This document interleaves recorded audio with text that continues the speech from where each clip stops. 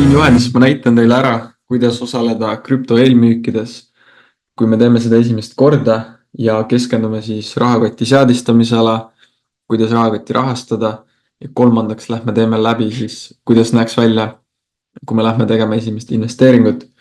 Ja esmalt tahame minna siis enda MetaMask rahakotti, vasakult nurgast valida Add Network ja kasutame selle näiteks siis Arbitrum One võrku ja valime siis Add, paneme Approve ja Switch to Arbitrum One. Nüüd kui me lähme enda rahakotti tagasi, siis siit ülevalt me ka näeme, et me oleme Arbitrum One võrgus ja alati saame siin navigeerida teiste võrkude vahel, kui need on meil kasutusel. Ja järgmiseks me tahame minna siis tokens ja me näeme, et meil on hetkel siin listis ainult Ethereum. Nüüd, et teha neid investeeringuid, meil on vaja 2 krüptot siia rahakotti. Ethereumi natukene, võib-olla $5 väärtuses, mis kataks ära siis teenustasud. Ja teiseks on meil vaja siis USDT-d. Ja paneme näiteks import tokens, kuna USDT-d meil hetkel listis ei ole, siis me saame panna siit USDT contract addressi ja siis see tuleb meile ka siia valikusse näed USDT. USDT on siis stable coin, see on siis stabiilne, et selle väärtus kunagi ei muutud, on 1:1 Ameerika dollariga. Ja neid mõlemaid on meil siia rahakotti vaja, et nüüd esimene samm rahakoti seadistamine on tehtud, järgmiseks, et nüüd rahastada enda rahakotti. Selleks on 2 võimalust. Näitan teile kõige lihtsamat. Esmalt, kui me paneme buy või sell nupu peale siin. Nii, ja veendunud, kui me tuleme, peaks olema automaatselt ühendatud. Kui ei ole, siis on teil siin paremal nurgas Connect Wallet, et saate enda MetaMaski ühendada. Juhul kui ei ole ja veenduge, et siis siin on kirjas Arbitrum Mainnet. Nüüd me tahame valida, mis summa eest me soovime investeerida. Näiteks, kui ma tahaksin praegu investeerida €100, siis saatke natukene nagu rohkem, et meil on vaja teenustasude jaoks ka, et siis saatke natuke varuga näiteks 110. Tahate panna 200, pange 210, 310, 510 ja nii edasi. Võtame praegu siis näiteks 110. Siit valime siis debit or credit, et saate enda pangakaardiga rahastada, paneme continue ja valime siit continue, buy now,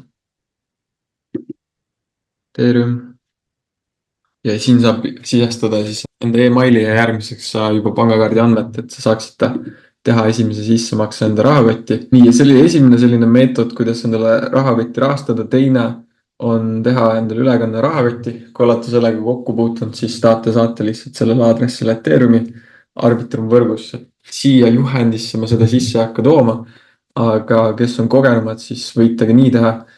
Ma näitasin sellise lihtsama viisi ära, kuidas teha siis kaardiga.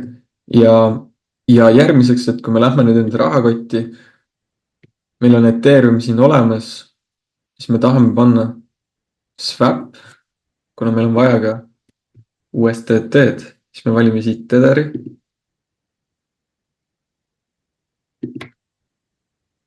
Ja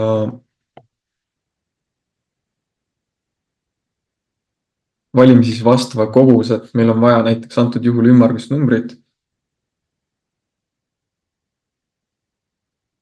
Selle näite puhul, et 300 tuleks täis, aga ma ei taha maksimum kogust ka, et kui ma näen, et maksimum kogus, mis mul hetkel on siin, on 1126, et ma ei taha kõike seda ära kulutada, sest et esiteks mul läheb selle tehingu praegu vahetamise peale väike teenustasu ja investeerimiseks meil peab ka jääma natukene Ethereumi rahakotti. Et panen siin 1-1 ja panen swap, close. Ja kui ma lähen tagasi, nüüd ma näen siin, mul on $300, mida ma soovin investeerida ja $4 ulatuses ka Ethereumi alles, mis on piisav, et mul natuke oleks kogu aeg rahakotis. et kui ma teen mingeid liigutusi enda rahakotis, siis iga kord läheb teenustasu. Ethereum on siis selleks, mis katab need gas fee'd. nii, ja nüüd saame keskenduda kolmandale sammule, milleks on siis investeerimine. ja kui olete varem nüüd investeerinud, siis on tegelikult hästi mugav, et me saame minna Fundraisers alla siit veebilehelt ja seal me näeme siis uusi projekte, mis on tulnud, me saame mugavalt sealt navigeerida. kui me teeme esimest korda, siis me tahame kopeerida vastava projekti lingi brauserisse. ja kui me oleme jõudnud siia kodulähele, tahame valida kõigepealt MetaMaski, et ühendada enda rahakott. Confirm. Logime sisse. ja esmalt tuleb panna siis meile email ja emaili siis ära kinnitada. ja kui meil tuleb emaili kinnitus, siis meil on ligipääs olemas, peame lihtsalt uuesti kopeerima brauseri sama lingi. ja nüüd me oleme siin, kus saame teha siis esimest investeeringut.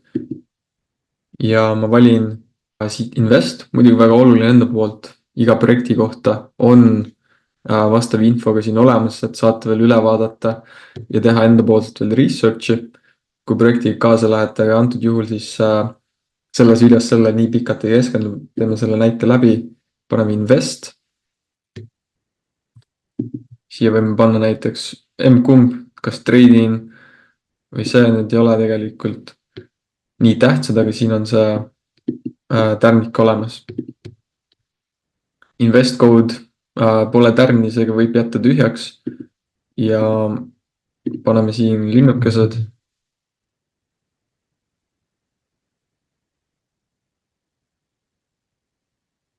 ja invest. nüüd siin valikutest me tahame minna, võita siia USDC peale ja Arbitrumi all, kui te olete eelnevalt sammud teinud kaasa, nagu näitasin, on siis, peaks näitama teie USDT kogust. Valige siis vastavalt siit Arbitrumi vald USDT ning valige see summa siis, mis te soovite investeerida. Panen 300, invest now. Hei, nüüd te näete ka siin paremal pool. Teenustasu on väga väike kogus Ethereum, et seal isegi piisab, kui on mingi $2-3 eest veel seda rahakotis, aga iga kord natukene läheb, seega hea, kui meil see juba on olemas. Muidu ta lihtsalt ei lase neid tehinguid teha.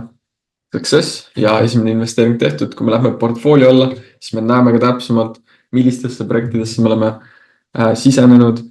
Ja let's go, vaadake kindlasti ka järgmisi videosi, kus ma lähen rohkem süvitsi ja õpetan teile erinevaid asju juurde, et kuidas saada aru nendest projektidest, kuidas teha enda poolt research ja millised on sellised tugevad näitajad üldse, mille põhjal häid projekte valida. Seega kohtume juba järgmises videos.